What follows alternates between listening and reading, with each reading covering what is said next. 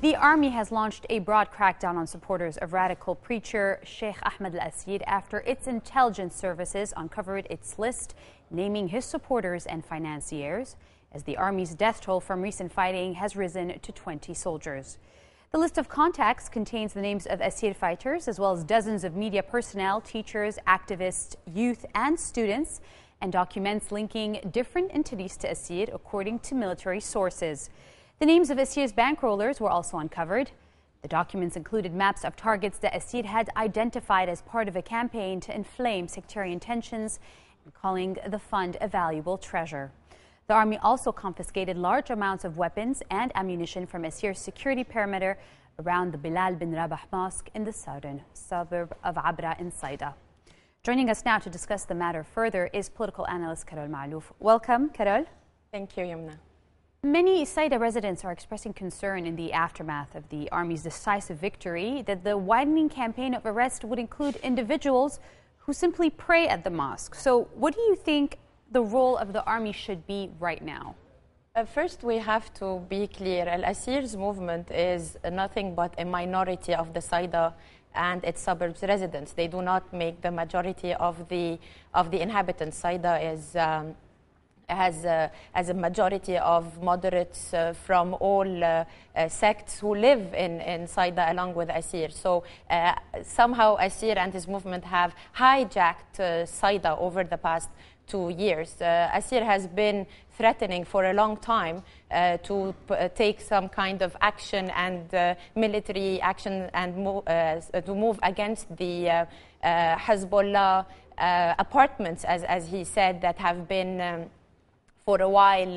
There has been some clashes between Al-Assir supporters and people residing from Hezbollah, as he says, in these apartments. So the people have been listening to Assir for a long time, and I believe that the army should have, and the security apparatus should have probably done something about it a while ago. Now, going back to the events of the weekend, we Youmna, perception is reality. And people, a part of the Lebanese community, perceive the army as being biased into cracking down on a certain community, which is the Sunni community, and not on the rest of the illegal weapons in the country. Why is there this belief, though, Carol? What makes it so that this belief is actually common?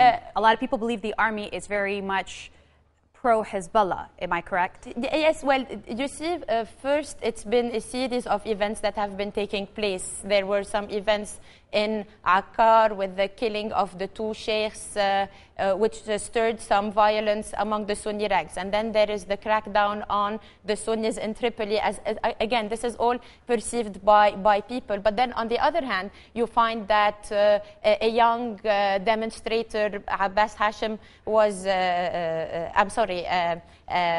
Al-Hashim, the guy who was demonstrating in front of the Iranian embassy. Yes. He was demonstrating and he was killed in broad daylight. We have pictures of the perpetrators circulating on the on social so what media. Do you think? So what do you think is going on? What is going on right now? I think that the army and the president at this point should be very careful in how they approach this matter, because the Sunnis are really upset with what is happening.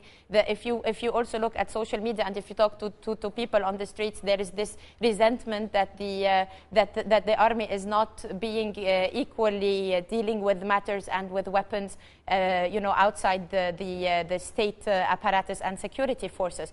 And if you also look at the Hezbollah's implication in Syria, I mean, the borders are open. I just want to cut you off further because we're going to talk about Syria in a little bit. I just want to give a little bit of background information on Assir.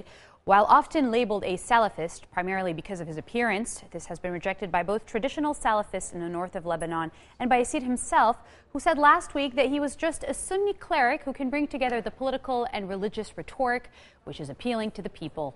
Hailing from a mixed background, his mother is a Shia from the south of Lebanon and his father is a Sunnah from Saida.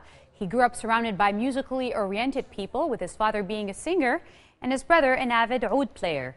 Assir made headlines at the start of 2012 with his fiery rhetoric against the Syrian administration and his denouncement of Hezbollah for being an ally of Syrian President Bashar al-Assad and for holding weapons inside Lebanon. And speaking of Hezbollah, well, they vacated several apartments today, as Carol was saying, in the area of Abra in Saida, handing them over to the Lebanese army 3 days after gun battles turned the city into a battle zone. The apartments, which lie meters from the Bilal bin Rabah mosque compound in which Al-Assir was a preacher, were one of the main reasons for the fierce campaign launched by him against Hezbollah in the first place. The army and security forces on Tuesday launched a manhunt for Assir after clashes between his soldiers and his supporters left around 18 troops dead. The military consolidated its grip on Saida after overrunning the clerics' mosque complex late on Monday, but Assir remains at large. Back to you, Carol. Here's my following question. The clashes in Saida, well, the army revealed several dozen caches of heavy weaponry hidden within the mosque itself of Assir, and there's been speculation that such a quantity of weaponry cannot be based on local funding alone. So who do you think is funding Assir and his supporters? First, my question would be at this point, why weren't these apartments vacated before all this happened? And again, I go back to my initial point that Assir has been calling for these apartments to be vacated. So this is a question to ask the army. Why did we wait for all these people, to die and for all this battle to happen inside to vacate these apartments? That's aside. Now, in terms of funding, we hear a lot of speculation about Assir being a product of Hezbollah, or Assir has been funded by Qatar or by the Saudis or by the Syrians. Today, we have to be very clear. We have a war taking place at our northern border. The borders are open, and sympathizers of Assir are there, are present. There is the Salafi movement, and weapons could be flowing freely in and out of the country. So if weapons are flowing freely, Hezbollah is armed, we know, and if the weapons are, flowing freely with the Sunnis, are you afraid that the repercussions could be that there could be a sectarian strife, which is what a lot of people are talking about, between Sunni and Shia in the country? I think weapons are being flown back and forth by both parties, by Hezbollah and by the Sunni elements. Let's take this conversation back to where it should be. There is a state, there is a Lebanese state, and the Lebanese state should be dealing with all its subjects equally. So if the army and the security apparatus do not deal with all members of the Lebanese community with weapons, illegal weapons, outside the government apparatus and security forces, the government and the army should crack down on them equally. This is the perception, and that this is not happening. And one segment of the Lebanese community is being seen as using, if you want, the army to crack down on the others. So it's like proxy using the army in between. Okay. Speaking of security, U.S. Secretary of State John Kerry has hailed efforts made by President Mohammed Sulaiman to maintain stability in Lebanon, and he says Washington continues to support the Lebanese army. Kerry's remarks came in a telephone conversation with Sulaiman, according to a statement from the presidential palace. It said Kerry stressed his country's continued support for the Lebanese army, which proved to be the sole guarantor of stability and civil peace, as well as combating terrorism. And he offered condolences to Sulaiman over the death of the soldiers in the weekend clashes. The statement from Abdel Palace also said Kerry that it affirmed Washington's support for Lebanon in various fields. Now, speaking of security, the U.S. State Department reiterated this week the travel warning advisory to Lebanon over safety and security concerns. And the British Foreign Ministry issued also a travel advice warning its nationals from heading to several areas in the country that have witnessed unrest. So what do you think of the current security situation? I think there are concerns about the security situation. In order to have a proper functioning security apparatus in the country, you need also a political cover or a political umbrella. Usually the political cover is the government. Today, we have a lot of flaws, if you want, in our political system. There is a caretaker government which is unable to take care of the proper security measures in the country. There is a PM designate who is unable to call for a government.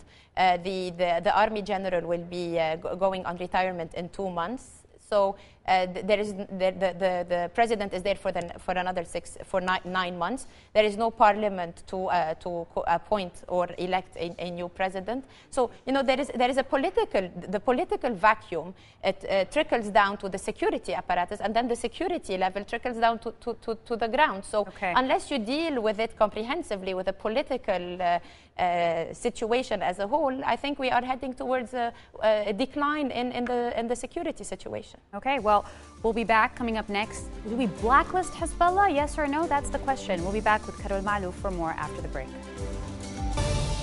Welcome back. The European Union is unlikely to make a decision on blacklisting Hezbollah for at least 5 or 6 months, according to Italy's Deputy Minister of Foreign Affairs for Development Cooperation, Lapo Pistelli. As he rounded out a 3-day visit to the country with a brief tour of the National Museum, which included sneak peeks at a selection of exhibits not yet on public display, he said, and he listed the debate between member states over evidence of Hezbollah's involvement in a terror attack in Bulgaria in July 2012 as one of the main reasons he believes the organization, or part of it, would not be added to the bloc's terror list in the immediate future. Pistelli described the debate as very sensitive, and he made clear that regardless of discussions in Europe, Hezbollah is a very relevant player in Lebanon and could not be excluded from a real national unity government. So, Carol, I want to go back to you. Pistelli said that in order to form a national unity government, Hezbollah cannot be left out because the Shias represent a relevant part of the country. So, what do you think? How is the next government? How should it be formed? The president and the prime minister designate Tamam Salam have called on to form a national salvation government. Now, there are some parties in Lebanon who insist, like Walid Jumblat, insist that Hezbollah be represented. In my opinion, I think a government of national salvation of technocrats, as they call them, people experts in their field who are not politically affiliated at the moment, is the answer to your question. That does not mean that you are boycotting Hezbollah. It means that the state has taken a decision to take an equal distance from all the parties, all the political parties at play, and try to, maintain whatever is left of the legitimacy of the current, state apparatuses and institutions that are still, functioning until today, and try to keep the country moving in legitimate ways. There are solutions. There are ways where you could name a few Shia members and people of other sects, because we know that we need that to are keep not the Hezbollah balance. related, or they are Hezbollah related? No, they don't. Not all Shia in Lebanon are in Hezbollah or with Hezbollah. I can name a list of brilliant experts in their fields if we're talking about a government of technocrats who would be able to, deal with subjects related to their fields of expertise, at least to move to the next level. All right. Well, thank you so much for being with us. That was political analyst Carol Maalouf with us, talking about the current